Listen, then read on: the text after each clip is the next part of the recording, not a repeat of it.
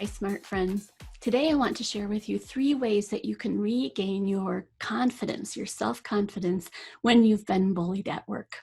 I'll show you simple, practical techniques that you can use to regain that confidence. And bonus, you're likely to build new habits using these techniques. So they're going to help you not only right now in the moment, but forevermore by building a new, stronger, more resilient you. And at the end, I'll share a resource that you may be interested in either right now or at some point in the future.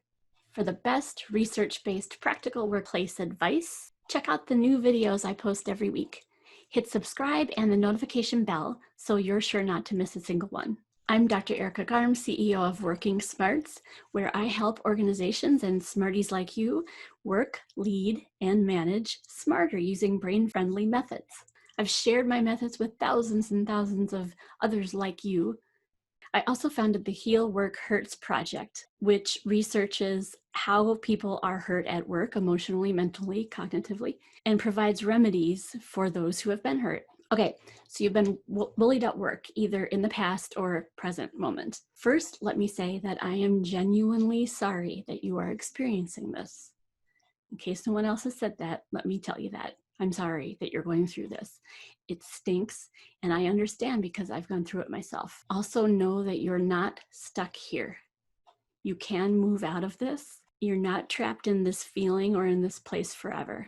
Also, you don't need to just suck it up and get over it. From my research and from my own personal experience, I know now that this is not something that you can just suck up and you don't just get over. Also, time doesn't always heal these wounds. To get over work hurts, you need to work through them in a guided, sequential kind of way, supported way, so that you end up in a stronger, more confident and productive place and won't have that happen to you in the future.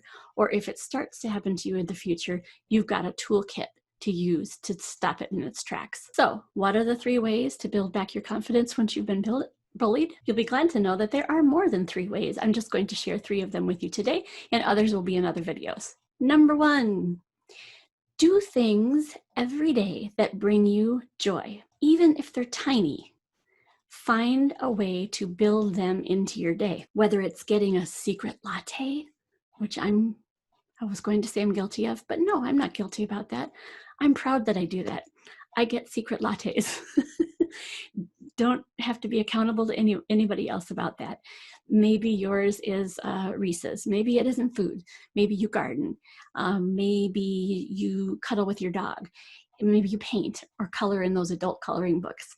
Whatever brings you genuine moments of joy, do those things every single day.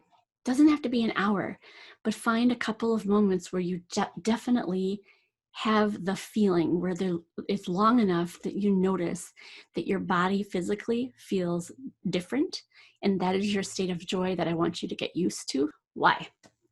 It changes your physiology. You cannot simultaneously be in a moment of joy, or sometimes I call it bliss. You cannot simultaneously be in that mental state and be in a funk or be ruminating over what gave you the pain, what gave you the work hurt. So eventually building these moments of joy into your life will become a habit. It's a fabulous habit to build, and it makes you a happier human overall. It's good for your physical health, good for your emotional and mental health as well.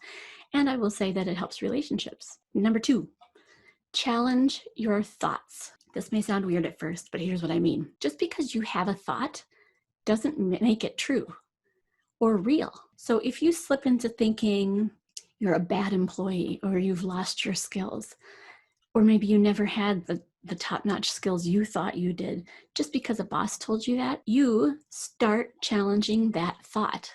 You say to it, wait a minute, do I know without a doubt that this thought is true? What evidence do I have that supports that thought? Are there pieces of evidence I can pull out of my database up here that prove that that is true, that I have lost my skills, I am not valuable? And then what evidence do I have that counters that thought? This will help you maintain separation between thoughts and emotions, which most of us don't I wish we taught this to kids in school.